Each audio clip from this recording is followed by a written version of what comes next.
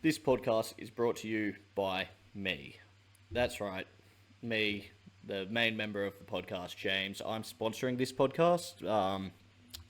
Just thought I'd take it upon me. Like, if you want, you can go to the couchcommentators.shop and grab some merchandise to support the channel. But really, I just want you to support me because this week I'm here by my lonesome.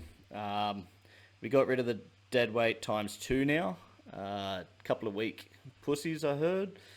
Yeah, look, this is going to be quite scuffed. If you've already clicked out, you've missed out because this is going to be the best podcast that's ever been. Should probably do the proper intro of welcome back to the Couch Commentators podcast, the fastest growing podcast in the nation. Some would say the world. As always, it's just me because the other two have ditched me. They've come up a bit crook from our trip to Adelaide.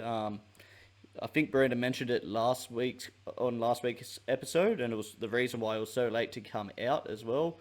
I just dodged that shit, just fucking Neo in the Matrix, avoid all that sickness, and they didn't want to record a podcast this week, and I said the fans deserve more. That's bad podcast etiquette for banging the table with the mic on it, but oh well, no one's here to stop me. So first, we go to our accountability. Look. Brandon hasn't put it here, so I don't have the exact odds, but this week we didn't all suck. Dan had the greatest day of his life on Saturday, and maybe that's the reason he's not here. He's still partying because not only did the Dragons beat the Sharks, but Dan wins with Dan's decision. Yeah, who cares? Back Jim's Jam next week. Surely we'll have a winner. I'm pretty sure the rest of us all sucked, but that's the accountability. Bet with your head, not over it. Blah, blah, blah. NRL talk. Who impressed me? Who let me down? We'll start off with the teams that impressed me this week. Look, Storm did what they had to, but Panthers, impressive. Weak opposition, but it's probably their best game so far in the year. Team that... Raiders, outstanding. Dragons, pretty good. Roosters, yeah, but we know where this was going. Parramatta, 19-18, victors over the Cowboys. Mitchell Moses comes up clutch with the perfect dive. He also kicked a nice field goal in there. That look, there might be questions about this later, but when even Todd Payten comes out after the game and says it was the right decision, it's the right decision. Inside shoulder, he runs straight at him. Does Moses push off him? Yes. Is it as bad a dive as people make it out to be? No. Like, you're looking behind a guy running sideways and a guy that's fucking got 30 kilos on you bumps into you. Most of us are going to fall down a bit. Look, there was mayo on it, but there's mayo on everything. So we'll go to who let me down. Who let me down this week? It's hard because the two teams that come to mind are the Warriors and the Dolphins, but they're just ravaged by injuries, and it was sort of bound to happen at some stage. But I'm going to have to go kick a man while he's down. Brandon's still sick. We go on the Sharks. I want them to be good. I think they should be good. Everything about me says Sharks should be competing for the premiership this year. But every second game, you go, no, they're pretenders. The boys were right. What are they doing? Because they lose 22-14 to the Dragons, and for most of the game, it didn't feel like they were in it. Dragons seemed to control the tempo of the game, the flow, and all the rest of that shit. But yeah, the Sharks were just a step behind. And look, there's still 4 weeks left. They can technically still make the top 4, but it's going to be hard for them. And I think this will be the game that they regret. Well, there's a couple of others, but this will be a big game that they regret because now Penrith are in the top 4 and good luck getting them out. Which brings us on to our next topic, Penrith in the top 4. This is close to unbelievable. I feel like making the editor of this podcast go back and find, I'm pretty sure at least me saying I'm still not counting them out, even when they were last place at round 12. But that was to make the top 8. Not the top 4. What they've done is almost like a fucking '09 Parramatta fucking Newcastle Knights with Ponga. They've seemed to have done that, but without the superstar. Just come from last to premiership threats again. And with the lack of form of the competition, you're backing them in, aren't you? Like, they could just... You're not trusting the Storm. You're not trusting Raiders because they haven't been there in recent years. Bulldogs still have doubts over them. You're just backing Penrith. We go on to the next topic, the Spoon Bowl. Look, I had a bit of a look ahead. There's a few Spoon Bowls going on in the next couple of weeks as well. Like, obviously this was the main one, but all the teams at the bottom of the ladder, Parramatta are included in that, are all on relatively close points. So Titans are now outright favourites at 16 points. They've had all their buys. So Knights and Rabbitohs are still only 2 points ahead of them. Cowboys are 3 points ahead of them, and Parramatta's 4 points ahead of them. So, and a few of these teams, including Parramatta, Rabbitohs this week, playing each other. So this could be quite the interesting run home of Spoon Bowls for us Spoon Bowl aficionados. Parramatta, we're pretty good at them. We won one so good we came third last. And then the last topic here, sort of touch on it, Sharks can't live up to the hype. Yeah, whenever there seems to be any sort of hype around them, they seem to just fall off a cliff. They've got the makings of a good team. Bringing Adam Fanua-Blake into the team, I had them in my top 4 comfortably, but looks like they probably will miss out. Again, they've got a pretty easy run with a bye to come, so you're not going to write them out completely, but you just don't have any faith that they can win 3 games in a row come semis. So, yeah, Sharks fading in this season. To be fair, fading's probably the wrong word. It's been a bit of a roller coaster. There's been more ups than downs, but the downs have been pretty detrimental. We'll have a quick look at next week's draw because there's a couple of doozies. On the Thursday night, we get what could the grand final rematch and could be the grand final preview of Panthers versus Melbourne. This is at CommBank. It's going to be a big game. Both teams close to full strength. No Isaiah Yeo, I'm pretty sure, still for the Panthers. But that's fucking must-watch footy. You also get the Roosters Bulldogs on Friday at 8 p.m. Again, just a semi-final preview more than likely. You got next Spoon Bowl, fucking Rabbitohs versus Para. Rabbitohs lose that. Fucking, they'll be bit concerned about the Titans coming up, and Para's not safe at 4 points. Tigers, Manly. Tigers still technically a chance of the 8. Might have a speak pipe about that, who knows. And then fucking another Spoon Bowl down the bottom. Cowboys versus Knights. Fucking yuck. Turn your TV off for that. We go to the NRL questions, and look, I'll just have to take control and answer all these by myself, obviously, because fucking my help's gone. Just fucking Lone Ranger here. But first question comes from Matt. Where do you lads, where do I think Tino will sign for, and what do you think he's worth? Now, firstly, Parramatta would take him, but unfortunately, so will every other club in the comp. Heard on the Bloke podcast, they were talking about a possible return to Melbourne, especially if they lose Cameron Munster. That makes sense as far as money-wise goes. Frees up $1 million or so in the cap. Just go straight to Tino. And brings to what he's worth. And what he's worth is whatever anyone is willing to give him. And that might just sound like bullshit, but if he's looking at Perth, he could be worth 1.5. If he's looking at a Melbourne or a Bulldogs, his value then, you say 9s. Fuck, if he was desperate for a premiership, take 850s. If he went to a up-and-coming team, like my boys Para, he's probably then worth about the just flat mil, which is, again, it's a lot for a front rower, but you see at Origin just how devastating this guy can be, especially as a Blues fan, very devastating. But where do I think he'll go? it's going to be a waiting game, but when I heard the Melbourne Storm chat with a Munster leaving to Perth, it made sense. Um, Frees up the money. They'll keep on Wishart or Pezzett for a lot less. It does make sense. We go to the next question. This one's also from Matt. Harry Grant can negotiate November 1. I think he will stay at Storm. If he doesn't, where could you see him, Matt? Tricky question. I can't really see him going anywhere else. I'll bring up Perth again simply because the money they could be offering could be could make Dylan Brown's Newcastle contract look fucking like a peanut.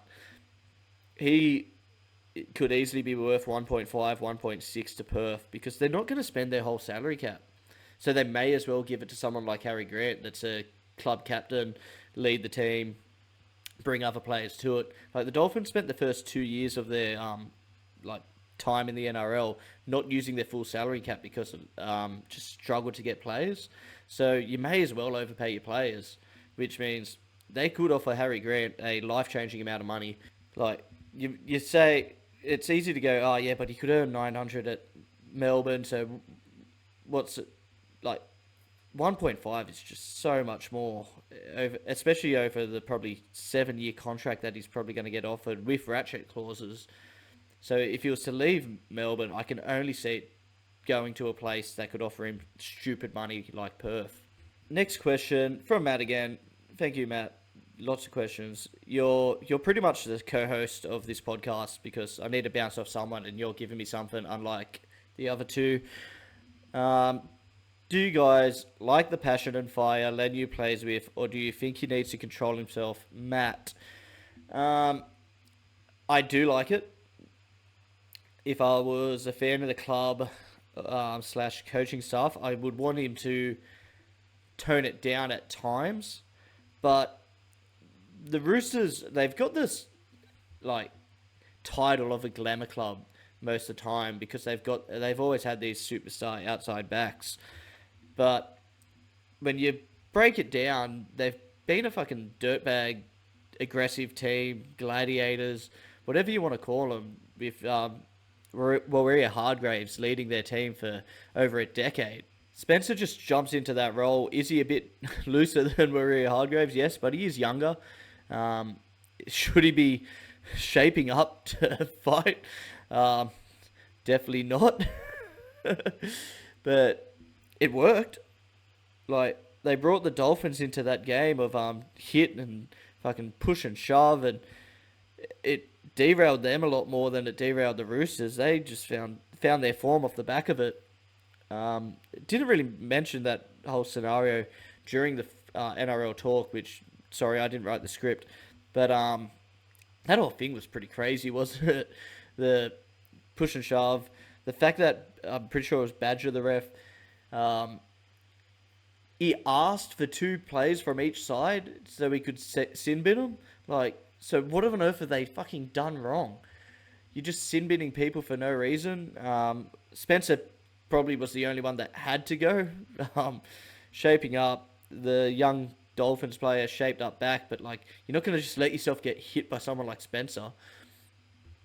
But to circle back to your question, Matt, I do like his passion. I think it will naturally tone down a bit, but they signed him for a reason, and that's to drive that and to piss off opposition, to make them try to put shots on.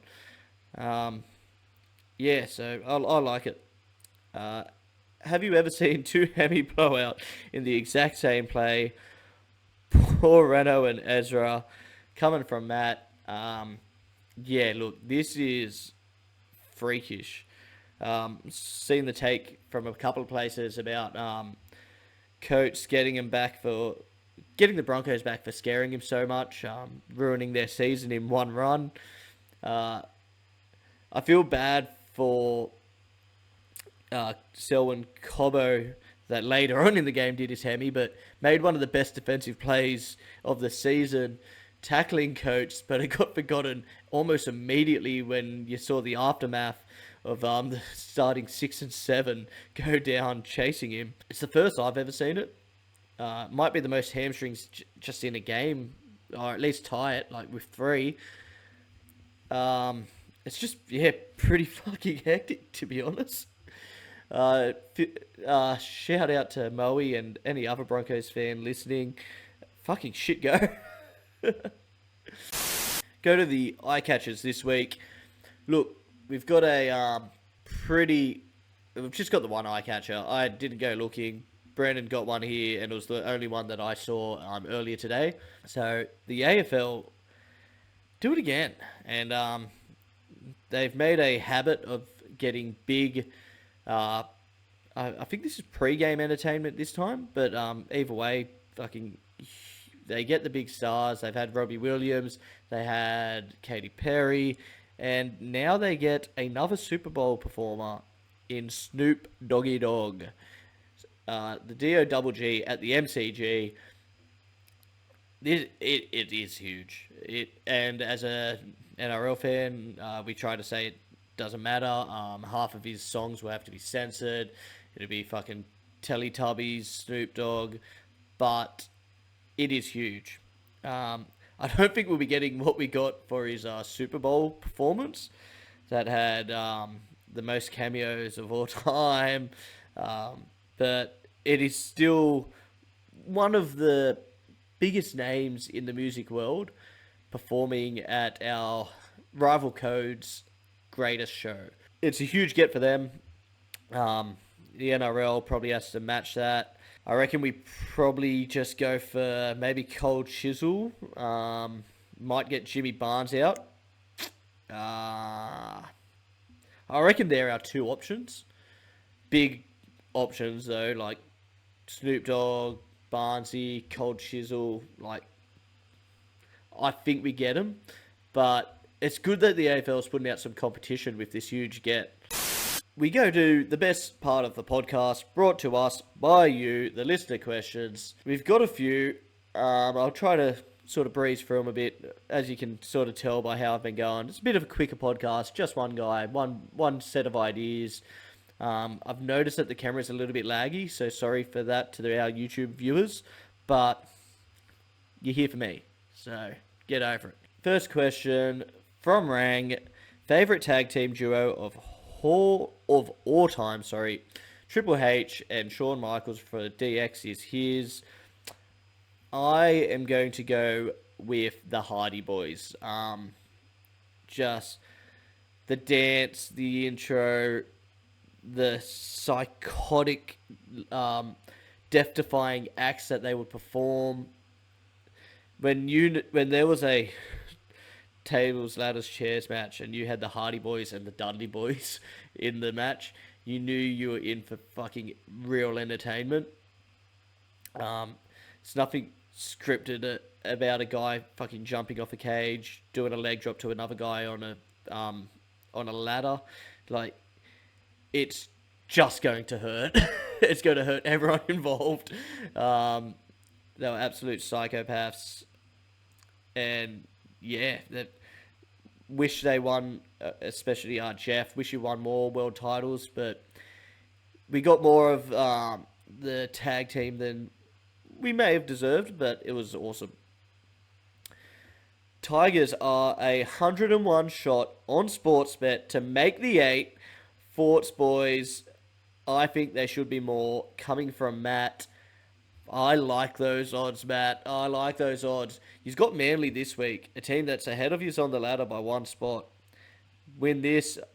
Do you just jump them? Let's have a quick look. Quick look-sies. So they're actually ahead by 2 spots on the ladder, 12th to 10th. But there is only a 2-point gap. The Dragons are tied points with yous. Who have the Dragons got this week? The Dragons have the Warriors coming off a couple of losses. I backed the Dragons there, but it wouldn't be surprising if they lost. All of a sudden, Tigers could be sitting for and against. Comes in at... Ooh, yeah, your for and against is not good. But you could be sitting 11th at the end of this week.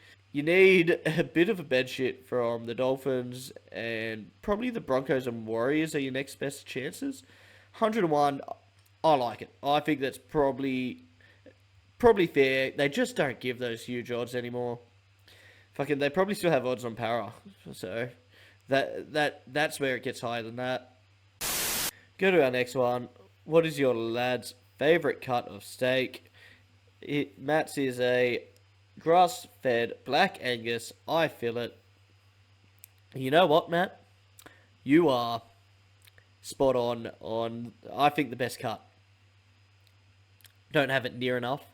Podcast doesn't pay enough. The boys, I think they must cut me out of the payments for all the merch that we sell, because I know it's flying like hotcakes. But whenever you do and you get it cooked right, so juicy, so tender. Great choice, Matt. I'll follow you on that. We go to the next question. Should blokes be judged on what beer they drink, or should people be accepted for who they are? Coming from Matt. Matt's fucking carrying this podcast. Thank you, Matt. I think accept blokes for who they are. Right now, I might be drinking some Carlton Dries, but I don't mind a bit of anything. Give me a Tooheys, give me Stone and Wood, give me a Pirate Life, Coopers. But the only time it is ever acceptable to judge a guy on what beer they drink is if you see them drinking a VB. And you can judge him in multiple ways from that. You could judge them as a old hard school man that's a bricklayer, finishes work at 2 on the beers at 1, goes home, doesn't beat his missus, but he's a bit angry. You could judge him that way, or you can judge him as a guy that's never tasted a good beer. One of 2 options. So, go to our next question. Just watched a show and a bloke got eaten by a pig. What's the worst way to go? What do I think? Worst way to go. I think stranded on a raft in the sea, starving, dehydrated, sunstroke, and possible drowning would be my worst way to go. You also have the like sliver of hope that a boat comes by and saves you, but like realistically it's never going to happen. Getting eaten by a pig, I find it hard to imagine getting eaten by a pig alive. I don't know if they'll go for you straight away. They could. I don't know enough about pigs. I know they'll eat anything, but I've more heard of like throwing corpses to the pigs to get eaten up. But look, getting eaten by anything just does not sound good. Shark in the water, fucking, which goes back to my stranded on a raft in the middle of the ocean. Yeah, I'm going to stick with my option, but getting eaten by pigs sounds fucking terrible. We go to the next question. Have you ever walked into a glass door or pushed a pool door? Coming from Geordie, yes, I have. Many a time. A key time comes to mind. Probably about 18 at the Old MacArthur Tavern, Hype Fridays. And I went to walk out the wrong door. Fucking pulled it.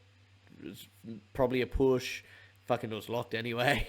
Got myself kicked out. That was not exactly what you're talking about, but that's the first thing that came to my mind, and that was quite sad. I don't really walk into too much glass doors, but I'm a shocker for pushing a pull while someone's behind you as well, and you're like, oh, whoops, I guess it's the other option.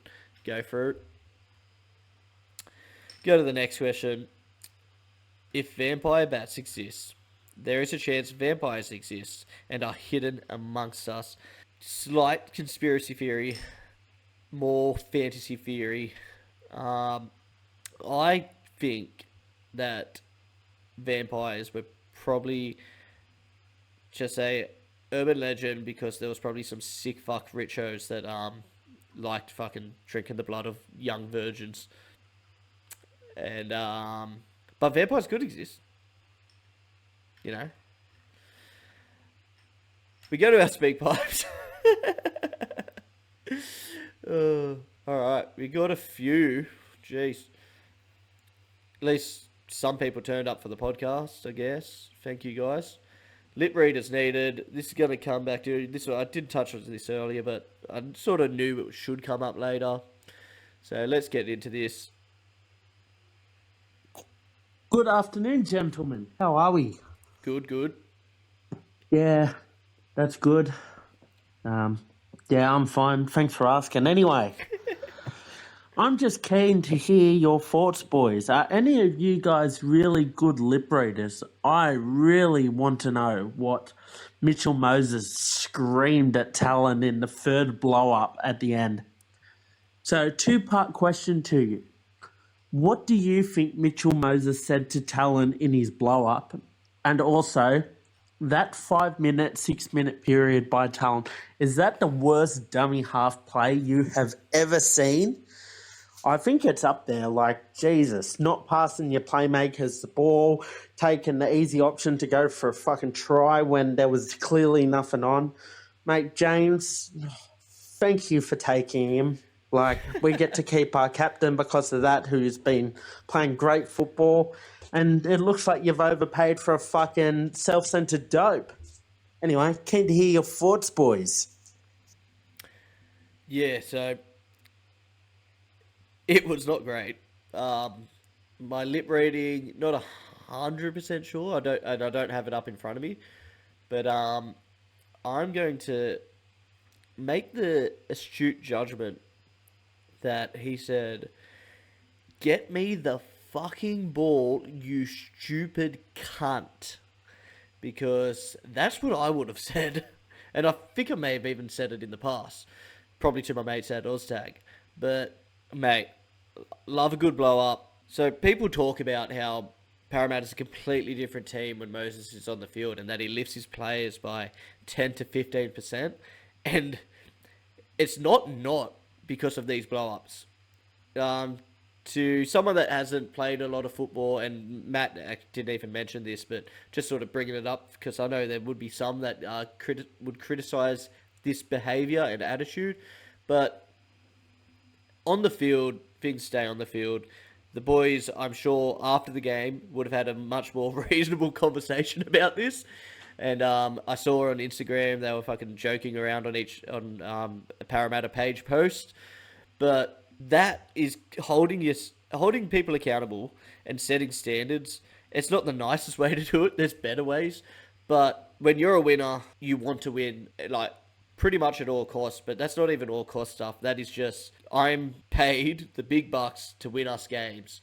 I'm doing my best. I've set up a try. I've kicked a field goal. Get me the fucking ball. And I'll try to win us this game and do my job. You do your job and get me the ball. And Talon as a player will learn from this a lot, I hope. I do believe he's overpaid. We're paying on potential. I think there's a good chance in a year or two you'll be saying, geez, it would be nice if we kept Talon. But for now, we'll let you have this victory only because we slipped by with the victory ourselves. But yeah, I don't know what Talon was thinking. As an old nine, hey, jobs to get the ball to him. I saw one thing saying that he can't pass off the deck going from left to right. I think that's wrong. I think it almost hurt him how good Riley Smith played the first half, and he was getting good play the balls and finding time to pop his head out and create some space and doubt in the defense.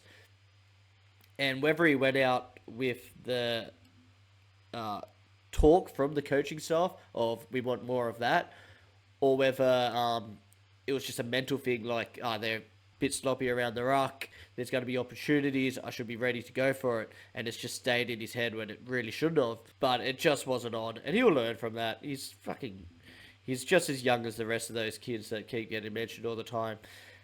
His development been a bit slow, but a lot of hookers take a little bit longer. Look at Harry Grant, he was fucking like 24 or something, or maybe 23 by the time he went to Tigers, and then 24, 25 when he played for Melbourne. Give him time. He's not going to be as good as Harry Grant. I'm hoping in 3 years he's unders. That's the dream. We go on to credit to the Dragons, weak underbelly Sharks. Dan? This one is for you. Up He's the not here, I'll fucking skip it. Gargans. How good was that fucking win? Mate, I am so proud of your boys. And you know what? There was all this talk about Cronulla is going to be a top 4 team. And they've got the easy run in to the finals. And they're going to finish in the top 4. And they're going to hold Penrith out to stop them going on their fifth peat. And mate, that game on the weekend just shows the weak, gutted mentality of the Sharks. They have the weakest underbelly of fucking teams in the comp. They just do not have that killer instinct. And do you know what? Like, Brandon will think I'm taking the piss here, but like, Jesus, like, at some point, even you've got to admit, Brandon, they just don't fire sometimes against teams they should beat, and they play ordinary. Like, the Souths were shocking the other week, and you just managed to beat them. I know it was a poorly officiated game, and then this one, I don't get it. But anyway, don't want to take credit away from the Dragons. That was a very, very good win. And look, no one gave you a chance. I didn't, but man, good work, Dragons.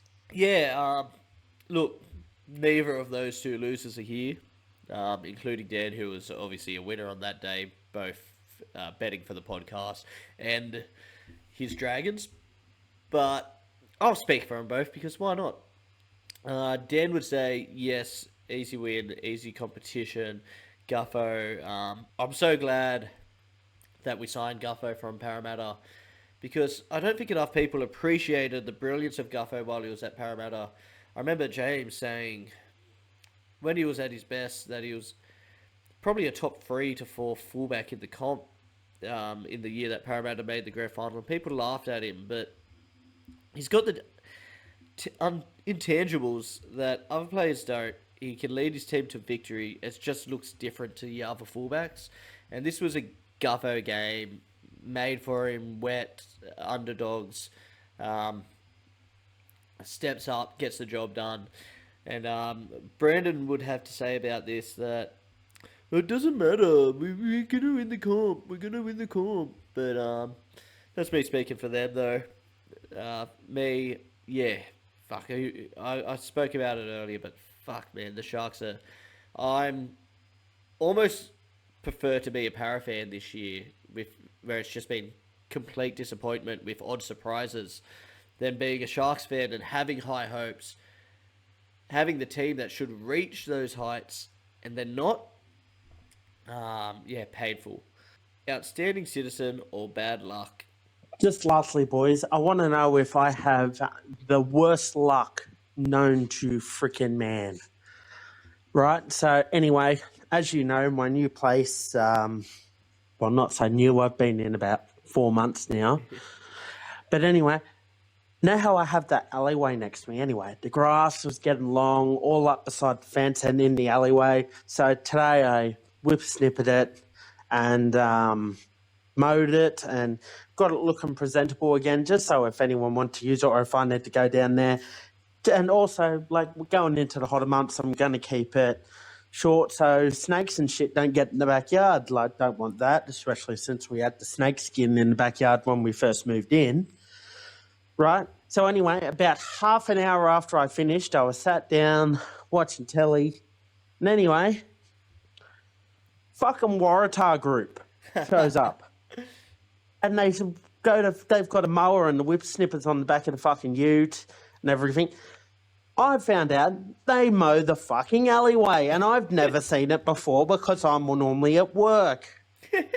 What a fucking shit show. I wasted my time and my fucking fuel in me mower doing a job, and then the bloody pricks came like half an hour later.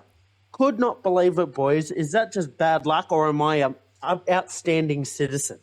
Look, Matt, as someone in the lawn mowing business, we do some council work, and we've got a contract with Campbelltown Council as well, where you do cut that sort of stuff. And it's not something you necessarily ever really thought about, that somebody does have to cut all that grass, but it does happen. In areas like your the back area of your place, that would probably only get cut. It might get cut monthly, could get cut 3 weekly, but I think the back stretch of your house probably is only done like maybe 4 times a year. The alleyway should be done monthly though. So monthly is a time that is never effective, because it's even in winter it still gets quite long, as you just found out, and in summer it is extremely long. So if I was you, I'll be just doing it yourself. Do it when you do your lawn, and it takes you an extra fucking 5 to 10 minutes, rather than letting it get long and let the snakes in. So you're an outstanding citizen. You're not alone. There's a lot of people that do it, and because the council schedule is just not good, plain and simple. They just take your money, take your payments, and they get around to you every now and then. We'll go to the next one, coming from Rang. Fellas, Rang here. Just me, Rang. Hope you all had a good weekend. Happy Monday for those back at work. Yeah, it's Tuesday because that's delayed because I was Just wanted sick. to follow up on a few things from last week's episode. Whoever was responsible for the audio of the speak pipes, I'd like to nominate them for an Order of Australia medal. It is definitely for service for this country, because we didn't have to hear Matty C dribble shit about the Tigers beating the Bulldogs. So really, really thankful for whoever fucked that one up. And then, marriage preparation course. So it is compulsory if you get married in a church or some shit. You don't have a fucking choice. And the second week of it this week, and we had the minister of the church talking about sex and how he's way better at sex now than he was when he first got married. So, that was nice to be thinking about on a Sunday afternoon, just the minister just chonging his wife. Oh, it's the biggest fucking waste of time, honestly. I absolutely fucking hate it. Yeah, so obviously last week, this podcast could be more scuffed, but last week's was quite scuffed because got back from Adelaide. Brandon was already sick when we recorded it while we were still in Adelaide. Then he came home. I think initially, I think Brandon was going to edit it. Then he was too sick on the Thursday after we got back.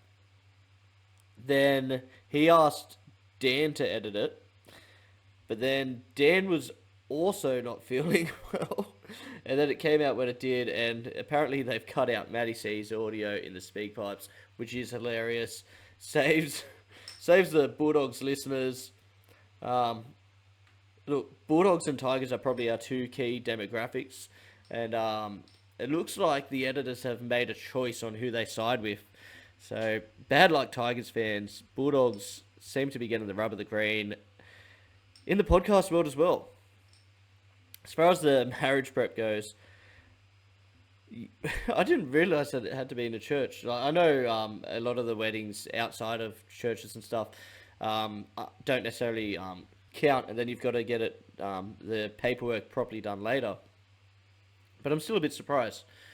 I'm not going to look into it. I'll just believe you.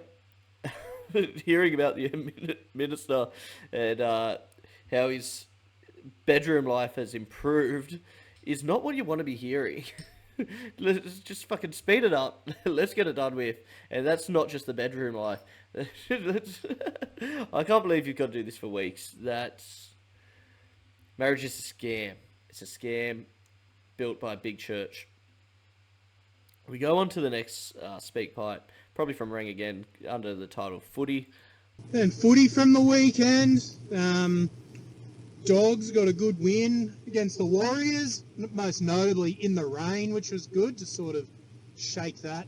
I don't know if you call it a hoodoo or a bit of a jinx or whatever. So that was good. Also, Warriors were top four at the start of the weekend. By the time we played them, they dropped to fifth. But I think everyone can agree they're not really a top four team at the moment. They've been sliding over the past month or so, just with too many injuries. But nonetheless, good performance from the boys. Starting to link up, Galvin combination's starting to look really good. He's starting to get involved in a lot more tries. They're not necessarily try assists, but like throwing a ball out to the fullback or the centres to then tip onto wingers, which is good to see. And then the other funny thing from the weekend, which I'm sure you boys have mentioned, is Moses going absolutely shit crazy at Talon. Everyone in all the comments is blowing up saying, oh, can't be talking to teammates like that, it's not right. I guarantee he would have copped way worse once he got off the field. And he's a young player, he's got to learn. Just because you think that maybe chucking a dummy and going yourself on last might score a try, if that's not the team play, that's not what you do. So he'll learn from it, and he'll... We sort of cut out the end of there. I'm not too sure if it's in the next one because it's titled Golf, so I'll just answer it now. Yeah, look, Bulldogs in the rain, get the job done. Needed to get it done. Like, out of all the hoodoos, it's not that bad of a hoodoo. Pissing down rain happens 3 times a year, and this was your third game in it. So, but it's always good to get those little monkeys off the back before the finals, because you can imagine if there was rain predicted, every man and their dog would have been calling it and just saying that we're going to lose, and that it becomes something bigger than it needs to. As far as Galvin, the best compliment I can give him this week is that I noticed him less. And that might sound like a backhanded compliment, but it's genuine this time. He's blending into the system. He's got the raw skill and stuff. When he adapts and joins the system, then there'll be still times where his brilliance shines through. But obviously those first couple of weeks, he was still playing a bit of Galvin ball and it wasn't working. But yeah, this game against the Warriors was the most that he sort of blended in. And as you said, he's not getting the try assist. He's just he's playing no better than Sexton would, but he's got another gear in the future. So it's a genuine compliment to him. He's blending into the system and looking good. I'm going to bring it up now because I should have put it in the footy talk chat. But Ricky Stewart calling for Ethan Strange to join the test team at the end of the year, or the squad, and play Origin in like next year or so. And obviously, I think that talk is too early. I think he's a just younger, not as good Burden, to be fair. Plays similar positions, strong runner, highly talented, don't get me wrong. But I think that's Ricky playing a bit of 5D chess in a couple of ways. One of the ways I think is I know he does get sick of his players not getting the flowers they deserve, and he's similar age or same age as Galvin, Blaze Talangi, and all the rest of those freakish teenagers that all a couple of years younger than Katoa. But the guy just got a hat-trick on the weekend against Manly. There's arguments that he's further ahead of Blaze and Galvin. Like, he's leading a team to first on the ladder. He's their strike weapon in attack. So I can understand Ricky trying to say, hey, look at my young gun. He's pretty good, isn't he? Why is everyone talking about Galvin? But I know I just gave Galvin a compliment, now half shitting on him in the form of Ricky Stewart. But I just thought that was quite interesting. The Moses spray. I've talked about it already, but I genuinely think the spray he got after the game would have been a lot less and a much more considered conversation. The context of it would have been very, hey, give me the fucking ball. But it would have been in a much more polite and honest way. Because, Moses was a young kid at one stage that made dumb decisions as well. But at the end of the day, you're paid to win football games. And Moses paid more because his job is to win the game. So he'll learn that. Go to golf. Then we got the golf. So this morning at the PGA Tour event, we had Tommy Fleetwood was leading after day 2 and day 3.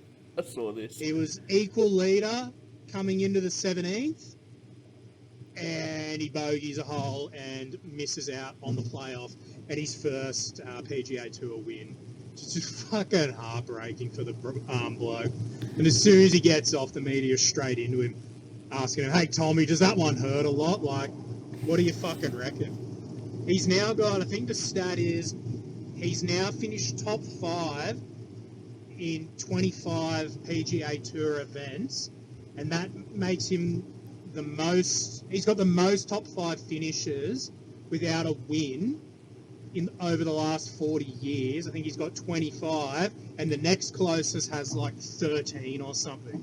So like, he's got the proper yips about winning. You hate to see it. Cricket, fucking what? Apparently there's white ball games going on in Darwin or some shit. Check the score a bit. Looks like Tim David fucking saved our asses because we looked like we were fucked, but who really cares? White ball cricket in Australia in August. It's not that important. And then we've got UFC this weekend. Hamzat Chimaev versus Dracus Duplessis. And I think it's Chicago or something.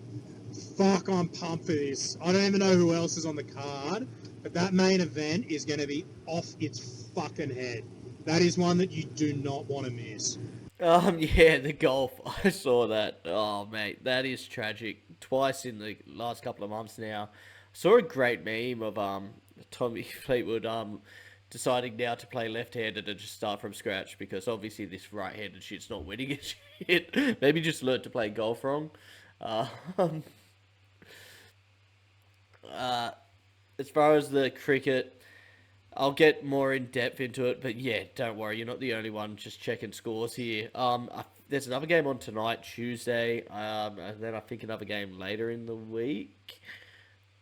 To be honest, I just didn't know that game was being, one, played on that date. Two, I didn't even know it was played in Australia, so it was at a watchable time. I assumed that it was in fucking South Africa, which still would have been watchable, but I would have cared less. But yeah, Tim David got us out of trouble. I'll touch on a bit more of that in a bit. And then yeah, the UFC. Wow, yeah, DDP, Dricus Duplessis versus Khamzat Chimaev. It's going to be a must-watch. Unfortunately, scrolling through before that, there's not a lot going on. They knew they had a banger. You've got Jared Kennedy versus Michael Venom Page. That will be good. Other than that, I'm guessing this Aaron Pico versus Levo and Murphy. Aaron Pico must be a good fighter from somewhere else because he's fighting number 6. But yeah, there's nothing really else on the card. I might watch the Kennedy Michael Venom Page fight, but I'll definitely be tuning in to the main event. We'll touch on that more next week. Should be a absolute banger. We go to our next speak pipe from Punting Pussy. Boys. The Punting Pussy here. I'm coming at you today from sunny Bris Vegas. Guys, look, I thought I'd tell you what my little routine is when I go away for work. So, guys, when I go away for work, no matter where I stay, I get into the room. The first thing I do is obviously put my bag down. I go to the TV and I put on racing.com on free-to-air TV. I just put on racing.com. I then go shower, go get ready, all that sort of shit. The entire time, racing.com is on. I've done this for years. When I go, if like we'd have our Christmas party and I'd stay in the city, I'd do the exact same thing. But the reason I do it is because after I go out for dinner and have a few drinks and come back and I'm a bit mute, I just sit there and watch horse racing until I fall asleep. It's actually fucking genius. And racing.com will routinely play like, the last 40 years of a particular race. Last night they had, I caught the end of like the last 10 Cox plates, which is fantastic. And then they had like a special on So You Think. So I was just watching that all night. But that's my work ritual.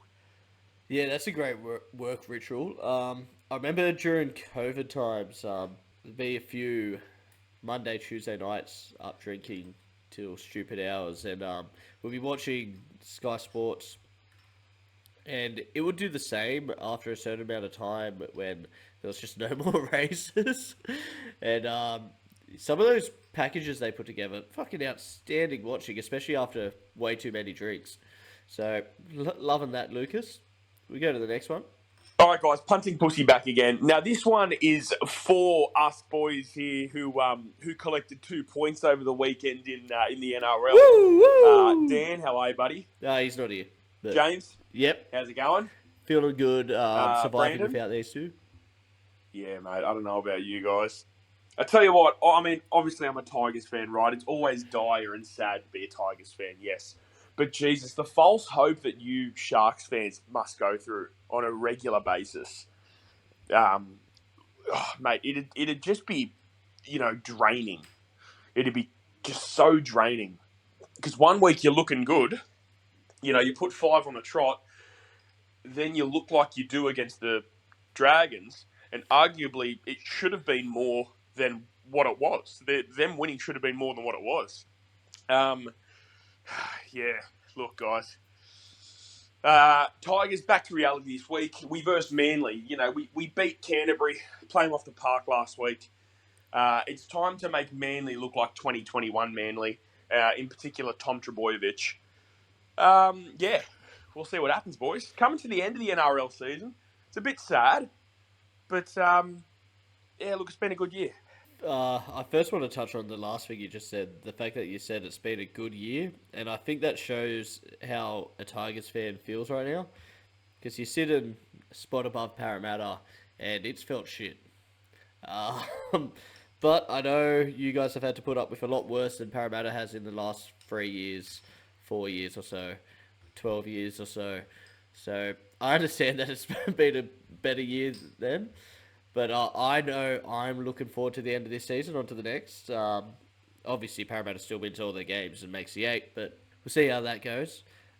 We've talked about the Sharks-Dragons game plenty, but yeah, it's just hugely disappointing. I do enjoy the fact that Brandon, I'm pretty sure, is editing this, and he's going to have to hear this conversation over and over and over again. So it's really going to drum into him about just how bad the Sharks were and are. But, look, this could all be cut out, so who knows? We go to the next one.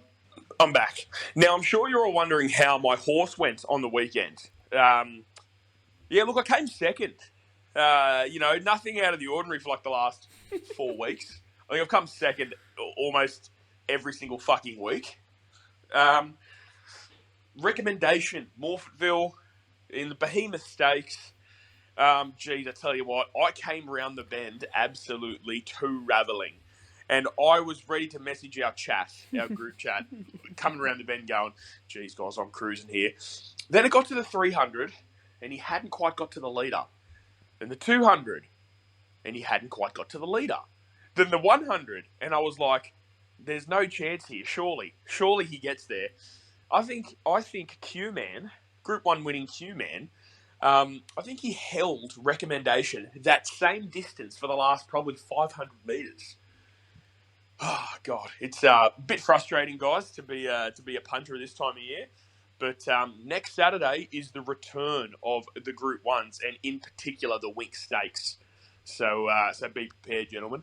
Yeah, look, I backed against you in that race. You did a lot better than me coming second. I didn't even run fourth. Your run of seconds has been outstanding lately. If you backed everything for a place, be up a little bit. Not much, maybe a couple of dollars, but better than where you are. But yeah, looking forward to the Group 1s and the start of the Spring Carnival coming soon. Yeah, look, one of the best times of the year. Spring Carnival. Can't wait. Go to the last speak pipe. Last one here, I promise you. This one's just going to be strictly horse racing. As I said, guys, the Wink Stakes is next week. Jesus, the field for that's going to be next level. It's going to be Via Sistina, Fangirl, Another Will, Gringox, Lady Shenandoah. Just 5 off the top of my head that I know are going to be there for Group 1, number 1 of the Carnival. Guys, it's going to be an absolutely amazing race. Look, some early picks this far out. Cox Plate, it's just got to be Via Sistina, doesn't it? Yeah. I feel like any horse that wants to go with her and, try and challenge her is going to need to have the best runs of their careers. And we know if Via Sistina, comes anywhere close to her last year's Cox Plate, she'll be lengths in front. Melbourne Cup, Sir Delius. I think Sir Delius has a massive chance in the Melbourne Cup. Caulfield Cup, I don't know for the Caulfield Cup because the nominations for the Caulfield Cup are down so far this year. So I'm gonna just stay out of the Caulfield Cup market. The Everest, if it's dry, Car Ying Rising, and if it's wet, something else, Briasa maybe. But guys, spring has sprung. It's starting to hot up. It's hotting up. I'll be going back through this episode later and taking some notes of some of those horses. Obviously, Visa Cena is going to pay $1.10, but the rest of them, very interested. Look, as I said at the end of the last speak pipe, springtime, beautiful time of the year, beautiful racing. Might even look to find a pub or something. Watch the week's Group 1 coming up, the week stakes. I think that's on the table. So we go to the cricket chat, and as Rang said, there's a white ball series in Australia, T20. Usually wouldn't comment on this too much, but a couple of reasons why I am commenting on it. That win brought it to 9 straight T20 internationals for Australia. We're playing again tonight, which is the Tuesday. Obviously, imagine we win, makes it 10. As mentioned, Tim David got us out of trouble with an 83 or 52. There's an argument to say he's the most informed T20 batsman in the world. With his current form for the Australian team. Obviously, it was only a fucking month ago that he broke the record for the quickest 100 in Australia. And wouldn't you believe it, Glenn Maxwell didn't have a great day with the bat, but he did take another fucking worldie. Hopefully Brenda's got the video here. If not, have a look for it. Although you might as well not have a look for it. There's a new game. There's more cricket. Things happen every single day with cricket, so the news is old. But the ability Maxwell has, fielding all around the park, but especially in the outfield, he might be one of the best fielders we've ever seen. The control of his body, obviously hand-eye coordination, but and the just wits about him. This wasn't one of those fucking bullshit catches that they allowed for a couple of years where you could hop, skip, and jump outside the field for a couple of times as long as you weren't touching the ground, like the floor wasn't lava. No, this was, he caught it before the boundary, he threw it up, stepped over, got his foot back inside the field again before catching. Mate, is a great athlete. Obviously, you guys know I'm a big Maxwell fan here. But other than that, Zampa bowled well. Hazelwood bowled really well. But look, they scored some runs. Do we care too much about Ryan Rickleton's 71 or 55? Not really. They didn't get close. So Australia will sweep this as well. That'll be our third sweep in a row. And I'm not sure if this is a 3-game or 5-game series, but fuck, we could end up fucking 20 in a row at the rate we're going. Talk is, we've changed our style under new captain Mitch Marsh, same coach obviously, but we're just looking to smash sixes, which I'm fucking all about. And I'm actually going to watch the game tonight, because if that's how we're going to bat, it's going to be fun. So that is the cricket chat done and dusted. Bit of fun. I know I said it was done last week, but here we are. And that brings us around to the end of the podcast. If you're one of the 3 people that are still listening at this stage, thank you. If you're watching the YouTube, notice that the video has not been recording well. It's on my old phone where we usually use the camera, but this is what you get with a solo James podcast. You get a bit scuffed. Hopefully the audio has been fine. Thank you for listening. Like, comment, and subscribe. If you feel like buying the merch, please head to the website. Thank you for listening. Hopefully it wasn't too bad, and see you next time.